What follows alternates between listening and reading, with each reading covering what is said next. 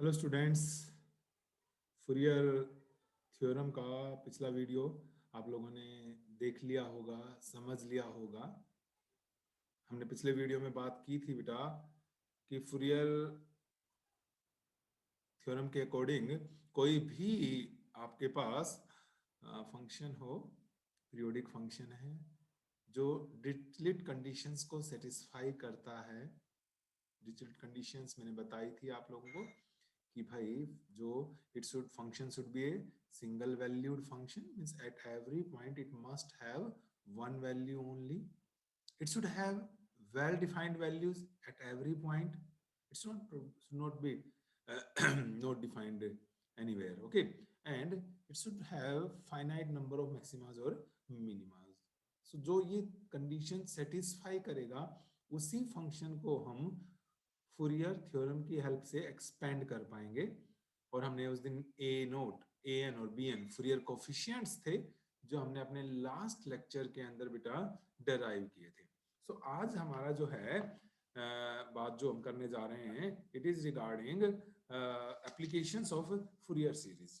Okay, उस Fourier series में जैसे ए नोट के अंदर हमने या ए एन निकाला था या बी एन निकाला था, उसमें हमने एफ टी को एफ टी छोड़ा था ना. आज हम उस फंक्शन को ढूंढते हैं, किसी पर्टिकुलर फंक्शन की वैल्यू पुट करके उसको किस तरीके से फूरियर सीरीज की हेल्प से एक्सपेंड कर सकते हैं, वो सब हम आज के इस वीडियो में देखेंगे. सो मैं यहाँ पे जो आप लोगों को करवा रहा हूँ, it is analysis of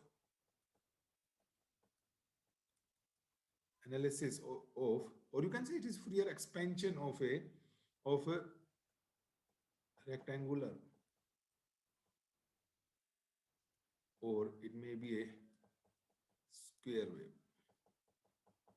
Rectangular or it may be a, you can say, square wave. हम इसको एक्सपेंड करेंगे. देखिए मैं पहले आपको एक बार थोड़ा सा इसका ग्राफ समझाऊं एंड देन हम बात करेंगे इसको मैथमेटिकली. जैसे मान लीजिए ये मेरे पास है, ये मान लीजिए टाइम है इधर, और इधर मेरा सॉरी ये मान लीजिए फंक्शन है एफ टी कह लो. एफ टी को मैं वाई से भी नोट कर देते हैं बहुत सारे लोग कई बार. और square wave like this is like this, इस तरीके की जो वेव होती है. आप जो पढ़ते हैं ना साइनोसोडियल वेव्स, जनरली आपके दिमाग में जब भी हम वेव की बात करते हैं तो आपके दिमाग में कुछ इस तरीके की पिक्चर आती है ना. तो वो साइनोसोडियल या कोस वेव्स की बात करते हैं, साइनोसोडियल साइन या कोस फॉर्म की बात करते हैं. ठीक है, तो ये मैं आज जो पढ़ना है हमारे जो सिलेबस के अंदर है वो क्या है, आपकी स्क्वायर वेव है या रेक्टेंगुलर वेव है. ठीक है ना, तो उस रेक्टेंगुलर वेव की मैं बात कर रहा हूँ यहाँ पर. तो बात करें अब, तो यहाँ पर देखो मान लेते हैं ये टाइम 0 है बेटे, ये इसका टाइम पीरियड टी है. तो ये कितना हो गया यहाँ तक, ये कितना है यहाँ पे टी बाई 2 टाइम हो गया ना. टी बाई 2 टाइम है. Let us suppose this is plus A value है और यहाँ पर ये माइनस ए वैल्यू है. ओके, ये मेरे पास फंक्शन है. तो अगर मैं इस फंक्शन को बेटा मैथमेटिकली लिखना चाहता हूँ, इसको ऐसे लिख सकता हूँ. आप देखो, आप सभी मैथ पढ़ते हैं. मैं वाई मान लूँ इसको, या मान लीजिए मैंने इसको क्या मान लिया बेटा, एफ टी है जो मेरा, इसको मैं कह सकता हूँ ए है वैल्यू इसकी. कब, जब टी की वैल्यू किसके बीच में, 0 से कहाँ तक है बेटा, टी बाई 2 तक. मैं इसकी बात कर रहा हूँ, ये यहाँ से यहाँ तक की. ओके, 0 से टी बाई 2 तक इसकी वैल्यू कितनी है, ए. और टी बाई 2 से टी तक देखेंगे तो इसकी वैल्यू कितनी हो गई, minus A. It becomes equal to minus A. कब, जब टी की वैल्यू कहाँ से कहाँ तक है बेटा, टी बाई 2 से और किसके बीच में लाई कर रही है, टी के बीच में लाई कर रही है. ठीक है, तो क्या ये मेरे पास इसको एक्सप्रेस करने का एक तरीका बन गया इस हमारे मैथमेटिकल फंक्शन को. जो स्क्वायर वेव है उसे मैथमेटिकली मैं इस फॉर्म में लिख सकता हूँ ना. देखो जरा, ये ई 0 से टी बाई 2 तक इसकी वैल्यू ए है, आप यहाँ से देख सकते हैं. और टी बाई 2 से टी तक इसकी वैल्यू कितनी है, माइनस ए. ठीक है, तो अब ये मेरा गिवन फंक्शन है और इसे फूरियर की हेल्प से मुझे एक्सप्लेन करना है. तो मैं करूंगा क्या, जो मेरे फूरियर कोफिशिएंट्स थे ए note, A N, B N, हम उन फूरियर कोफिशिएंट्स को कैलकुलेट करेंगे one by one. Okay, so let us start. सबसे पहले मैं स्टार्ट कर रहा हूँ बेटा यहाँ से. हमारे पास इसकी कैलकुलेशंस ऑफ ए नोट. ठीक है, तो ए नोट याद करें पहले, तो ए नोट क्या था बेटा, ए नोट आया था मेरे पास 1/t इंटीग्रेशन फ्रॉम 0 से t। आप देख सकते हैं पिछला वीडियो ओपन करें दोबारा से और उसमें इसको देखें कि हमने ये ड्राइव किया हुआ है कि ए नोट की वैल्यू 1/t ये आई थी हमारे पास, ठीक है बेटे। अब एफ टी, अब ये इंटीग्रेशन करना है 0 से t तक, तो 0 से t की बात आप कर रहे हो तो देखो दो इंटरवल है ना, 0 से t/2 तक अलग है और t/2 से t तक अलग है। तो मैं इसको इंटीग्रेशन को कैसे करूंगा, दो पार्ट्स में सोल्व करूंगा। कैसे, देखो बेटा, इट इज 1/t, ये तो बाहर था, मैं इंटीग्रेशन को तोड़ रहा हूँ 0 से t/2, और 0 से t/2 में कितनी वैल्यू है a, f की जगह कितना लिख दिया मैंने, a लिख दिया ना, a इक्वेशन 1 का फर्स्ट पार्ट a लिख दिया यहाँ से, ठीक है। और आप यहाँ देखो बेटा प्लस हमारे पास क्या हो गया, ये कितना है t/2 से t तक कितनी वैल्यू होगी इसकी, -a dt। क्लियर? ऐसे तो इंटीग्रेशन करेंगे दो पार्ट्स में अलग अलग करके, तो क्या आ जाएगा, आप देखो इसको सॉल्व करें तो let us suppose which is 1/t बेटा, हमारे पास यहाँ पर क्या आ जाएगा, a बाहर आ गया और ये तो कांस्टेंट है ना, बाहर हो गया, अंदर बचा dt का इंटीग्रेशन t 0 से t/2 प्लस सिमिलरली अब ये -a बाहर मेरे पास, और अब इंटीग्रेशन के अंदर अगर मैं बात करूं तो dt का फिर से क्या हो गया t, लेकिन कहां से कहां तक हो गया बेटा, t/2 से t तक की बात हो गई। क्या करते हैं आप, अपर लिमिट माइनस लोअर लिमिट की बात करते हैं इसके बाद। अगर हम बात करें अपर limit minus lower limit a, it is t/2 minus 0 minus a, again upper limit minus lower limit। Okay, so क्या आ जाएगा, देखें यहाँ पे a नोट आ गया मेरे पास 1/t, इट इज बेटा a t/2 एंड माइनस, अगर आप यहाँ से देखेंगे हमारे पास t minus t/2 है ना, तो ये वाली जो चीज है क्या बचा, t/2 ही बचा, तो ये क्या हो गया, सेकंड टर्म हो गई मेरे पास a और t/2। Now you can see they cancel each other, so क्या आ गया, अरे वाह, ये तो पहला फूरियर कोफिशिएंट जो था हमारा a नोट की वैल्यू क्या आ गई, 0 आ गई, यानी इस पर्टिकुलर फंक्शन के लिए हमेशा नहीं। अब आप समझ भी सकते हैं कि जैसे जैसे फंक्शन बदलेगा, ft बदलेगा बेटा, हमारे जो फूरियर कोफिशिएंट्स हैं उनकी वैल्यू कंटिन्यूअसली क्या होती चली जाएगी, चेंज होती चली जाएगी। क्लियर है वाली बात? बताइए, सिंपल इंटीग्रेशन है, हमने बस मेन इसमें जो समझना था वो ये समझना था कि भाई जो ये फंक्शन है ना, इसको दो पार्ट्स में डिवाइड करना था आपने, ठीक है ना, क्योंकि यहाँ से 0 से t/2 तक अलग चीज है, t/2 से t तक का अलग केस है। ओके, तो मैंने क्या किया, इसको ft dt था 0 से t तक है क्या, तो मैंने कहा 0 to t तक सेम वैल्यू तो है नहीं फंक्शन की, दो अलग अलग वैल्यूज हैं, तो इसे क्या करना पड़ेगा आपको, you have to split this function into two parts. 0 से t/2 तक अलग है, t/2 से t तक अलग है, दो वैल्यूज पुट कर दी मैंने उसकी, यहाँ तक a वैल्यू है, यहाँ पर है माइनस है, ये तो कांस्टेंट टर्म है, बाहर ले ली मैंने dt का integration t and then upper limit minus lower limit t/2 minus 0। ऐसे यहाँ पर ये माइनस है तो मेरा बाहर आ गया। ओके, क्या बचा t minus t/2, तो ये भी कितना बच गया आपका t/2, a t/2 और a t/2, तो नेट क्या आ गया मेरे पास, वेरी गुड, a नोट की वैल्यू क्या आ गई, 0 आ गई। क्लियर? अब हम क्या निकालेंगे, किसकी वैल्यू फाइंड आउट करेंगे बेटा, a n की वैल्यू फाइंड आउट करेंगे। याद करें क्या था हमारे पास a n। अब चलिए दूसरा अब हमारे पास क्या है बेटा, कैलकुलेशंस ऑफ a n। मैं याद दिलाऊं, a n था हमारे पास, इट वाज 2/t 0 से t तक, it was your ft and साथ में था cos n omega t dt, ये था ना, ये आया था हमारे पास। अच्छा, ये n करो m करो उससे कोई फर्क नहीं पड़ता, क्योंकि m और n क्या थे, इंटीजर थे ना बेटा, उस दिन तो इसलिए किया था हमने n और m अलग अलग, क्योंकि एक n की टर्म ऑलरेडी एग्जिस्ट कर रही थी, तो कंफ्यूजन ना हो। तो आज तो ऐसा कुछ है ही नहीं मेरे पास फंक्शन में। ओके, तो cos m ओमेगा t से मल्टीप्लाई किया था, तो मैंने कहा था m क्या इंटीजर है, हाँ यहाँ cos n ओमेगा t से कर रहा हूँ मैं, ठीक है, तो ये n जो है मेरा वो क्या है यहाँ पर इंटीजर है n जो है मेरा, ओके।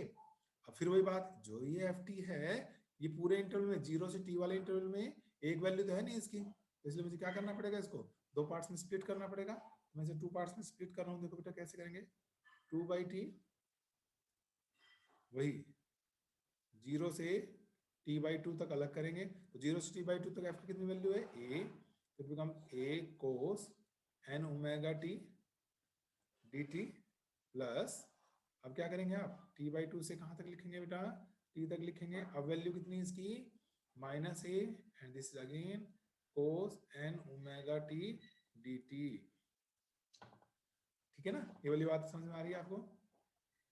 सो अब करें इसको सोल्व वन बाय वन, ये समझ में आएगा ना क्या करना है, दो पार्ट्स में तोड़ दिया हमने, 0 से t/2 तक अलग वैल्यू है, t/2 से t तक अलग वैल्यू है, so it is t 2/t बेटे, कहो तो मैं ये पूरे में से बाहर निकाल देता हूँ, मुझे नहीं लगता किसी स्टूडेंट को कोई ऑब्जेक्शन होना चाहिए, क्योंकि हमारे पास ये वाला ये और ये वाला ए बाहर निकाल लिया, अब यहाँ क्या बचा आपके पास, सिर्फ cos n ओमेगा t, और cos n ओमेगा t का इंटीग्रेशन करेंगे तो ये आएगा आपका sin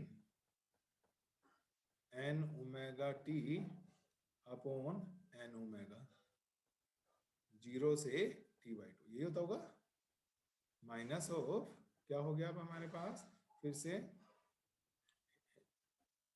cos n omega t का फिर से sin n omega t upon n omega, और ये कहां से कहां तक इंटीग्रेशन कर देंगे आप, t/2 से t तक।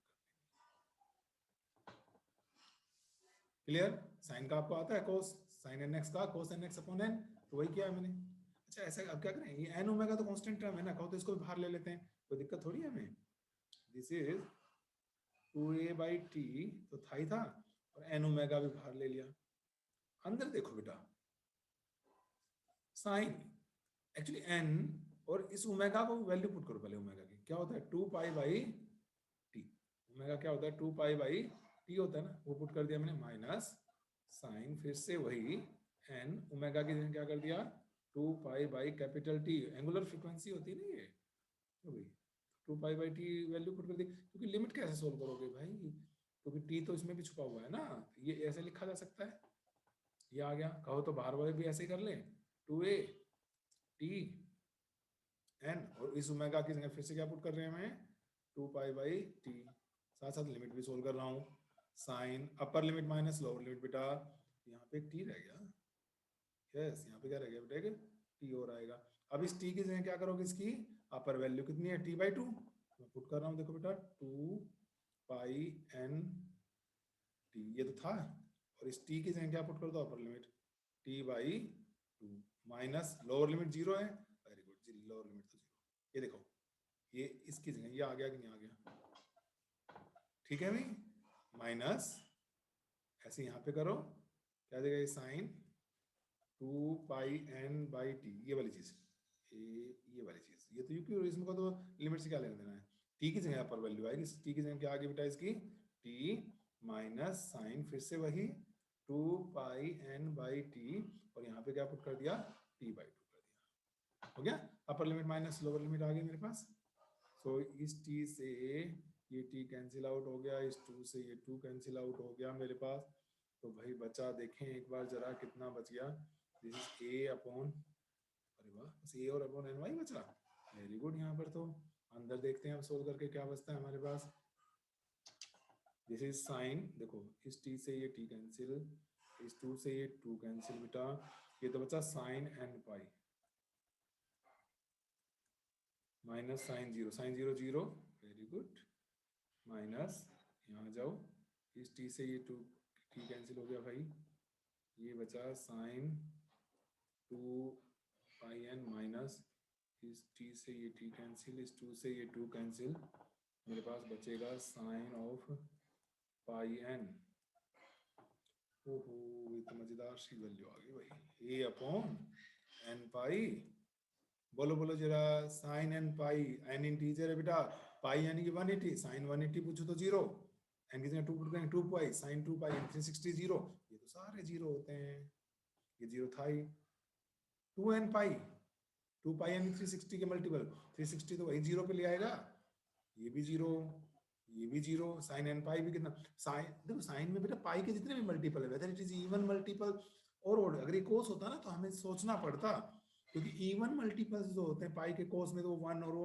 ओड मल्टीपल -1, लेकिन साइन में बड़ा फायदा है, चाहे साइन पाई है, चाहे 2 पाई, 3 पाई, 4 पाई, इवन मल्टीपल हो चाहे ओड मल्टीपल, सारे जीरो होते हैं, तो भाई ये तो जीरो हो गया, तो ये भी जीरो हो गया, ये भी जीरो होने का मतलब समझते हैं आप, हमारे पास क्या हो गया कि ए एन की वैल्यू जीरो आने का मतलब आया, इसको मैं यूं समझूं आपको, यानी कि रेक्टेंगुलर, या मैं कहूं कि जो मेरे पास स्क्वायर वेव है बेटे, उसके एक्सपेंशन में कोस की टर्म्स मिसिंग होंगी, इट मींस क्या आ गया, ये कोस टर्म्स विल बी मिसिंग, कोस की जो टर्म नहीं आएंगी, कोस टर्म इस एक्सपेंशन में मिसिंग होंगी, स्क्वायर के अंदर नहीं होती हैं कोस की टर्म्स, ठीक है, इज इट क्लियर। हमने बेटा ये हमने पिछली अपने लेक्चर में ड्राइव किया हुआ था ये वाला, कि ए एन की जो वैल्यू होती है 2/t, 0 से t F T cos N omega T D T.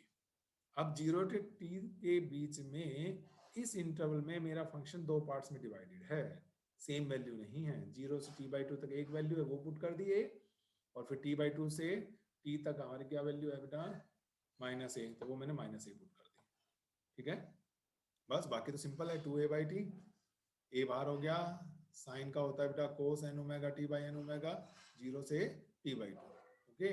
Similarly हमारे पास अगर मैं बात करूं ऐसे ही यहाँ पर कोस का फिर से sine N omega T by N omega t/2 से t तक हो गया, clear.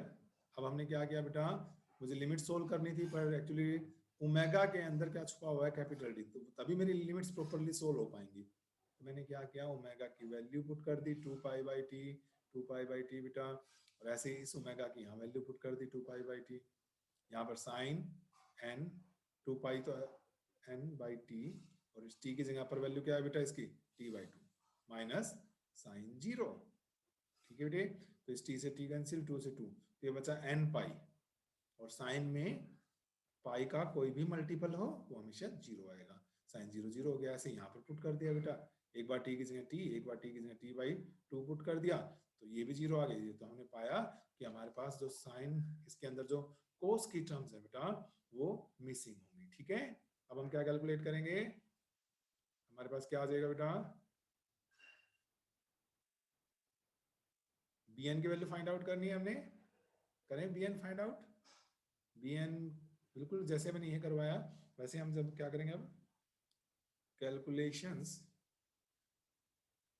Of third Fourier coefficient bn, so bn आप पिछला वीडियो फिर से देखें, हमने ड्राइव किया था, इट वाज 2/t बेटा, क्या लिखूं यहाँ पे, 0 से t तक जो भी फंक्शन था एफ टी, उसको हमने साइन एन ओमेगा टी से मल्टीप्लाई करके क्या कर दिया था, उसका इंटीग्रेशन कर दिया था, क्या था हमने इंटीग्रेशन बेटा, तो अब वही बात करें, 2 पार्ट्स में तोड़ लें, क्यों तोड़ रहे हैं 2 पार्ट्स में, क्योंकि हमारा जो फंक्शन है उसकी वैल्यू अलग अलग है, 0 से t/2 तक तो a है, it is sine N omega T D t, और प्लस ये क्या हो गया मेरा t/2 से t, क्या वैल्यू -a, और ये क्या हो गया आपका sine N omega T D t, ठीक है, तो यहाँ से मेरे पास bn आ जाएगा बेटा 2/t, पिछली बार की तरह कहो तो a बाहर ले लेता हूँ, क्योंकि a तो दोनों में कांस्टेंट टर्म है, बाहर आ जाएगी बेटा, ठीक है ना, अंदर मेरे पास क्या बच जाएगा देखें एक बार, sine N omega T, sine N omega T का क्या हो गया आपका minus, it is minus of cos N omega T upon N omega, integration कहाँ से 0 से t/2 तक, माइनस कौन सा, ये माइनस कहाँ से आया है, ये वाला माइनस, ये जो माइनस इसको मैंने बाहर लिखा है, फिर से भाई साइन का तो वही हो गया आपका cos N omega T upon N omega t/2 से t तक इंटीग्रेशन कर दिया हमने, क्या किया था, ओमेगा की जगह क्या पुट करना पड़ेगा बेटा 2 पाई/t, अदरवाइज लिमिट ही सोल्व नहीं होगी, और कहो तो ये एन ओमेगा और एन ओमेगा इसमें तो स्मॉल टी है ही नहीं, वेरिएबल है नहीं, इसको बाहर ले जाओ। सॉरी, तो ये क्या आ जाएगा बेटा, b n, it is 2a/t into n omega. अच्छा, ये एक माइनस भी ले लूँ तो बाहर कोई दिक्कत है कि ये वाला माइनस और ये वाला माइनस बाहर ले लेते हैं, दोनों टर्म्स प्लस की तरह ट्रीट कर लेंगे बाद में, या चलो माइनस बाहर ही ले लेते हैं, ठीक है। ये माइनस, ये वाला भी प्लस हो जाएगा, ये वाला प्लस, ठीक है। और ये क्या बचा मेरे पास, फिर से अभी बताया था बेटा, क्या करो पहले तो कोस एन ओमेगा की जगह क्या पुट कर रहे हो, 2 पाई टी इंटू टी, 0 से t/2 माइनस, माइनस नहीं अब क्या हो गया प्लस, क्योंकि माइनस तो बाहर कॉमन ले लिया मैंने, नहीं ठीक है, नहीं गड़बड़ है कुछ, क्या गड़बड़ है, देखो ये साइन का डिफरेंशिएशन क्या था, इंटीग्रेशन माइनस कोस, ठीक है, ओके। हमारे पास ये माइनस तो कौन सा माइनस था, ये वाला माइनस, तो ये वाला जो है ये तो ये वाला माइनस था, है ना। तो एक साइन, एक माइनस और भी तो आएगा अभी, तो एक माइनस हमने बाहर ले लिया, अब यहाँ पे जो टर्म आएगी वो किसकी आ जाएगी बेटा, ये वाली जो टर्म है यहाँ माइनस आएगा, इज क्लियर, ठीक है ना भाई। हमारे पास जो ये माइनस है बेटा, ये वाला माइनस, और समझो ये वाला माइनस तो बाहर चला गया, इसलिए ये प्लस टर्म हुई, और ये वाला माइनस बाहर गया था, तो ये माइनस तो बच गया ना, ठीक है। अब ठीक है, और दिस इज बेटे फिर से कोस एन ओमेगा की जगह क्या लिख दिया हमने, 2 पाई/t लिख दिया बेटा, इंटू t/2 से t तक, क्लियर सभी को। और अभी क्या हो जाएगा, बी एन बेटे -2a/t इंटू एन, एन तो इंटीजर, अच्छा इस ओमेगा को भी तो लिख लेते हैं 2 पाई/t, क्यों, अब अंदर चलते हैं ना, अब क्या करें, अपर limit minus lower limit, cos of बेटे ये तो 2 πn/t, ये कौन सा है 2, ये वाला, इसको ऐसे कैसे लिख दिया मैंने ये, ठीक है। और इस t की जगह अब upper limit, yes, into t/2 minus lower limit तो 0 है, तो कोस 0 ही हो जाएगा ये, माइनस फिर से कोस ऑफ 2 πn/t, ये कौन सा है बेटा, ये वाला है, और इंटू t/2, t/2 क्यों कर दिया, गलत, अपर लिमिट क्या है यहाँ पे, t है, तो क्या पुट करेंगे आप, t पुट करेंगे ना बेटा, तो ये क्या पुट करना था हमें, t पुट करना था, ठीक है, माइनस कोस ऑफ 2 πn/t, ये t है, 7 नहीं है,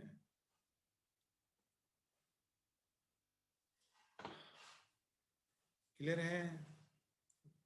तो अब करो सोल्व, इस t से क्या कर देंगे, t काट देंगे हम, कुछ हमारे पास जो चीजें कर, देखो इस t से ये t कैंसिल, इस 2 से ये 2 कैंसिल, इधर इस t से ये t कैंसिल, इस 2 से ये 2 कैंसिल, तो देखते हैं क्या क्या बचता, लिखते चले जाते हैं एक बार ना। bn आपके पास बचा बेटा माइनस a, ऊपर बचा, नीचे बचा n पाई, पिछली बार तो 0 हो गया था सब कुछ। अब देखते हैं ये t t t t, ये तो कोस ऑफ क्या बच गया, n पाई, है ना भाई, ये तो कोस n पाई बचा, माइनस बचा 1, कोस 0 1 होता है। अच्छा जी, अब यहाँ जाओ, ये t से t कट गया, एंड ये बच गया माइनस कोस 2n पाई, 2 पाई के मल्टीपल्स, 2 पाई का इक्विवेलेंट टू 0 हो जाएगा, तो कोस 2 पाई 4 पाई 6 पाई सारे क्या होंगे 1, तो ये भी कितना आ गया बेटा 1 आ गया, वेरी गुड, माइनस, ये समझ गए ना, ये क्या बचा है अब आपके पास, ये बचा है, और इसकी वैल्यू तो नो डाउट आप सोच कर देखें बेटा 1 ही आएगी, क्योंकि n की जगह 1 पुट कर लो, तो 2 पाई हो गया, कोस 2 पाई 1, ठीक है। यहाँ नहीं लिखा मैंने ऐसा, क्योंकि अभी सोचना पड़ेगा इसमें मुझे कुछ, लेकिन 2 पाई में कोई दिक्कत नहीं है, 2 पाई के जो मल्टीपल्स हैं वो तो हमेशा 1 ही होंगे।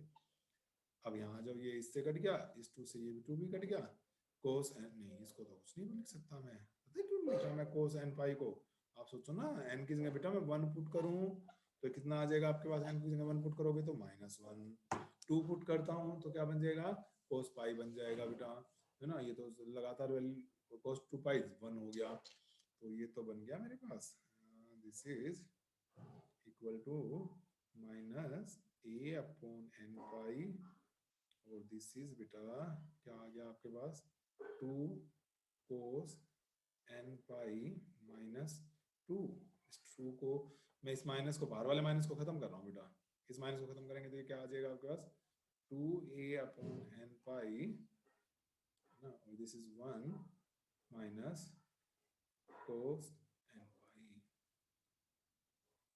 के। अब ये कोस एन पाई के बारे में सोचता हो भाई, क्या होगी इसकी वैल्यू, जो कोस एन पाई आ गया मेरे पास। क्या कोस एन पाई की वैल्यू मैं लिख रहा हूँ, एक बार देखना। -1 की पावर n होगी कि नहीं होगी?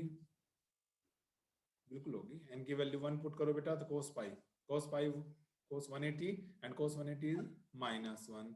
अब ठीक है, मैं n की जगह 2 पुट करूं, 2 पुट करेंगे 2 पाई 1 हो गया। यस, यहाँ 2 पुट करते ये प्लस होना चाहिए। बिल्कुल ठीक, -1 की पावर क्या आएगा? n आएगा। तो इसलिए क्या आ गया हमारे पास? bn आ गया बेटा। तो यहाँ पे मेरे पास bn आ गया 2a upon n pi, and this is 1 minus -1 की पावर n। ये मेरे पास क्या आ गई बेटा? इक्वेशन आ गई नंबर 4। देखो हमने कहा फुरियर कोफिशिएंट ए नोट मेरे पास 0 हो चुका है, ठीक है, ए एन मेरे पास 0 हो चुका है, पर बी एन 0 नहीं है। इट मींस साइन की टर्म्स आएंगी, लेकिन कौन कौन सी टर्म्स आएंगी? ठीक है, ये क्या समझ में आ गया? क्या किया हमने बेटा इसको? हमने ये क्या है कि भाई अपना जो 2/t f t sine N omega T D t होता है 0 से t तक, ठीक है। हमने अपने फंक्शन को दो पार्ट्स में 0 से t/2 और t/2 से t तक दो पार्ट्स में डिवाइड कर दिया है इसको। ये आ गया मेरे पास बी एन टी। क्यों भाई, एफ की वैल्यू तो ए और माइनस ए पुट की, तो ए तो बाहर ही आ जाएगा आपके पास। अब आपके पास क्या बचेगा यहाँ पर? साइन एन ओमेगा टी का क्या होगा? Minus cos N omega T by N omega t, 0 से t/2 तक हो गया, माइनस अगेन साइन का minus cos N omega T by N omega t/2 से t। एक माइनस बाहर ले गया मैं, नीचे से ये एन ओमेगा में बाहर ले गया डिनोमिनेटर में से, तो ये कोस एन ओमेगा की जगह क्या लिखेंगे? 2π/t। तभी लिमिट प्रॉपर्ली सोल्व हो पाएगी बेटा, क्योंकि लिमिट तो t की टर्म्स में कैपिटल ने, अदरवाइज तो कैपिटल टी एक्सिस पड़ा रहेगा, सोल्व कैसे होगा? ठीक है, तो ओमेगा की जगह यहाँ भी 2π/t रख दिया हमने, and then we put upper limit minus lower limit. Cos 2n pi 1 होता है, लेकिन कोस n पाई को जरा सोचना पड़ेगा आपको। कोस n पाई कितना होता है? -1 की पावर n। तो bn आ गया मेरे पास 2a अपॉन n पाई 1 माइनस -1 की पावर n आ गया। तो हमें यहाँ से ही अब क्या करना पड़ेगा बेटा? कंटिन्यू करना पड़ेगा। देखो जरा कंटिन्यू करते हैं हम अब इससे आगे कैसे होगा। देखो तो मेरे पास क्या आ गया? bn आ गया बेटे, लास्ट टर्म थी ना मेरी, it was 2a upon n pi 1 minus -1 की पावर n। इसका मतलब क्या हुआ अगर मैं सोल्व करूं इसे?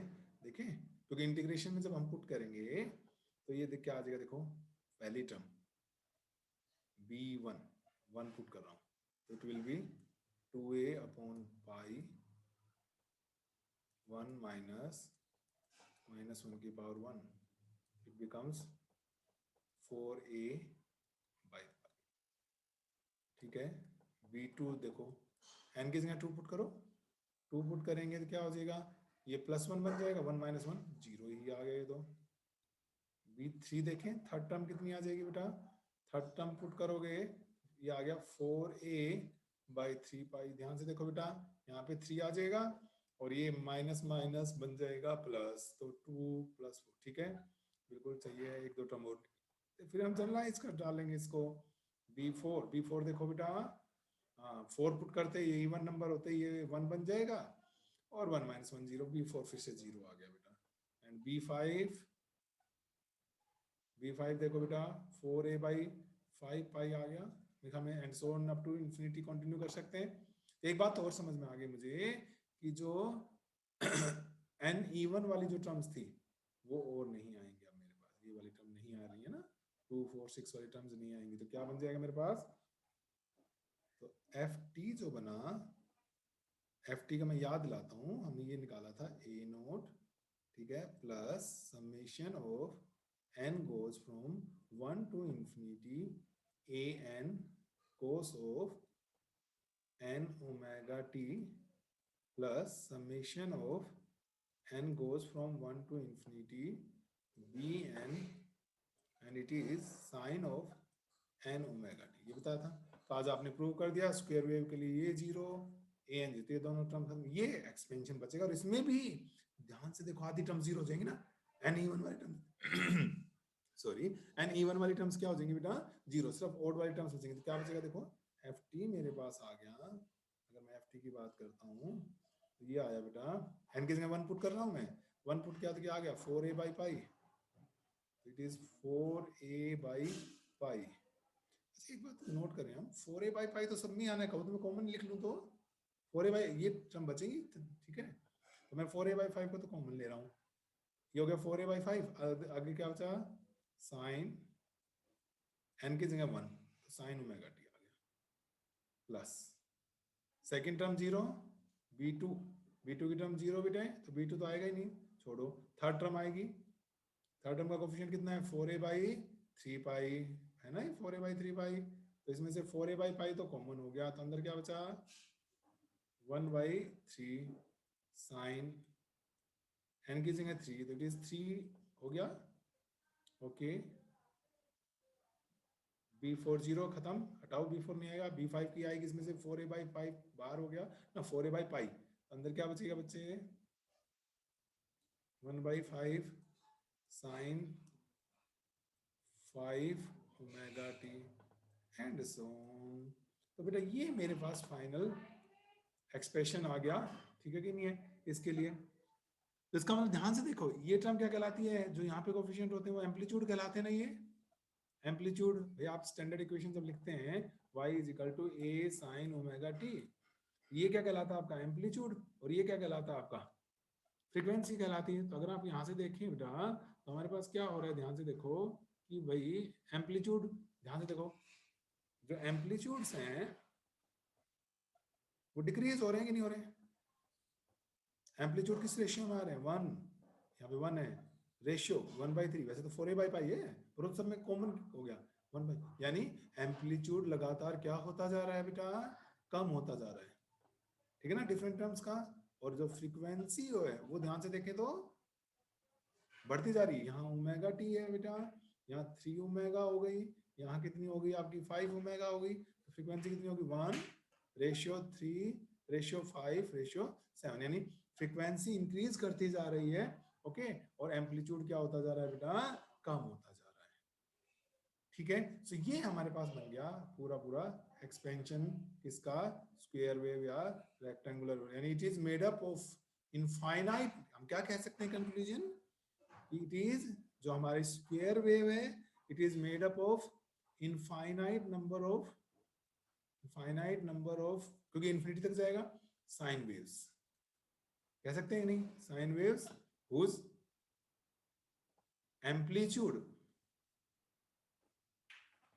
amplitudes decreases in ratio 1:1/3:1/5, and whose frequencies increases in ratio 1:3:5, ठीक है बेटा, जिसको आप कह रहे हैं वो क्या बना हुआ है आपका, एक इनफाइनाइट बनी हुई है आपके पास, ठीक है ना, इनफाइनाइट साइन वेव्स है। मैं एक बार थोड़ा सा डायग्राम से समझाऊं आपको यार, देखो पहली टर्म क्या आई है, फर्स्ट टर्म देखते हैं, इट वाज 4a बाई 3 ना पाई था बेटा, जो हमने बाहर ले लिया था, एंड उसकी फ्रीक्वेंसी तो omega T, sign omega T थी। मतलब मैं इसको बनाऊं बेटा,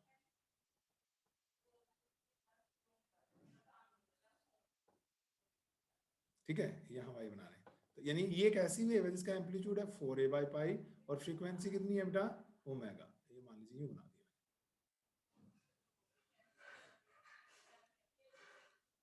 ये 0 बेटा, ये टाइम कितना t/2, ये t, ये 3t/2, और ये ओमेगा कितना है 2π/t है, तो भाई t जो हो गया बेटा तो कितना है आपका 2π/ओमेगा है, क्लियर।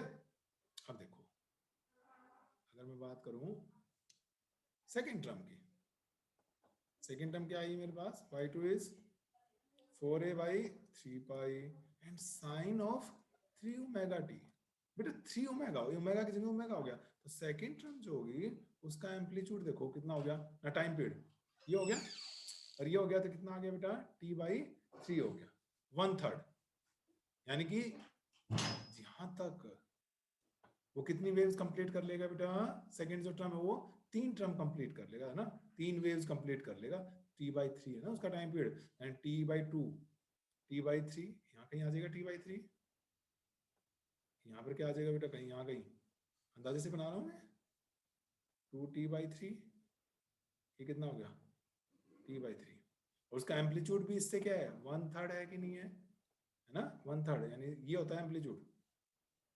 ये आपका 4a/पाई था, तो अब क्या है 4a/3 पाई। यहाँ कहीं होगा कि नहीं होगा बताओ, ये क्या आ जाएगी टर्म, ये मान लीजिए आपकी फर्स्ट टर्म थी, कुछ ऐसी आएगी बेटा।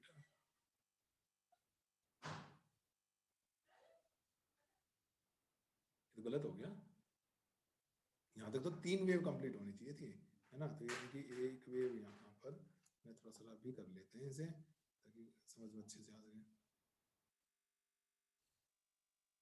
ओ ये सारे का हो गया भाई, क्या करें, दोबारा ड्रा करें, दोबारा ड्रा कर लेते हैं, है ना, दोबारा ही ड्रा कर लेते हैं इस पोर्शन को, कोई बात नहीं, क्या दिक्कत है ना, दोबारा ड्रा करने में आपको समझ में भी अच्छे से आएगा। बाकी तो देखो पहली वेव क्या थी, और अच्छे से ड्रा करते हैं।